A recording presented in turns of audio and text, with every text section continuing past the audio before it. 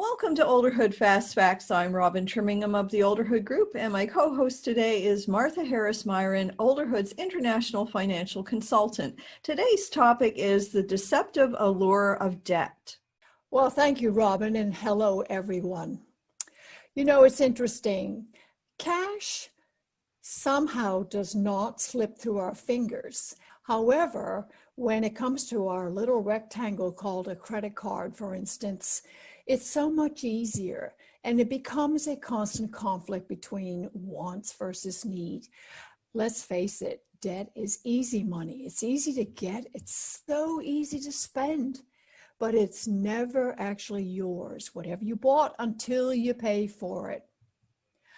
So what tends to happen is we use debt when we're having a bad day, to calm our insecurities, bolster our self-esteem, and sometimes to have a really unrealistic lifestyle expectation.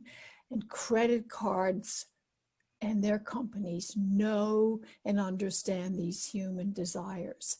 And their target marketing is relentless because of it. You deserve it. Have a magic vacation. You know those ads. They make you feel good. Yeah, my favorite one is, just tell yourself it followed you home. Well, no, it didn't. You picked it up and you bought it. Exactly. And then there's that wonderful bill at the end of the month. So then what happens is, of course, are we and you really deceiving ourselves when we do this? Because personal debt can almost turn you or me into a financial slave. It sort of resembles a poker game bet. All of the moves are predicated on that future promise to pay. And we're complacent. We think we'll still have a job, the company we work for will still be there, and our economy will always be successful. COVID, unfortunately, has taught us a very valuable lesson that anything can happen. If you're buying something that makes you feel good, most of the time, that purchase is going to become worthless far quicker than you realize. And if you're not paying off the whole thing every month, when we use the rule of 72 and your interest rate is 20%, in 3.5 years, that debt, that purse that you loved, is going to cost $3,000 or $4,000 instead of $1,500. Or your credit card vacation, all of a sudden, is almost the amount of a new car. So this is something to really keep in mind. Credit cards are not bad things, but they should be used sparingly.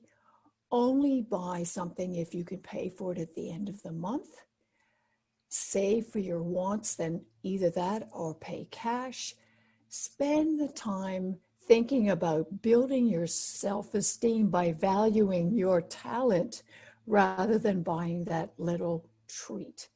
And if you live simply by investing in education, it's a long-lasting opportunity to appreciate your net worth, not watch your purchases go down to zero values. Well, Martha, I think you're making some excellent points. And I think one of the things that people often overlook is asking yourself, if you're really going to buy something, how can you figure out how to buy it without using your credit card? You know, if you exercise a little creativity, a little ingenuity, maybe there's another way you can find that item. You've been watching Olderhood Fast Facts. Join us again soon.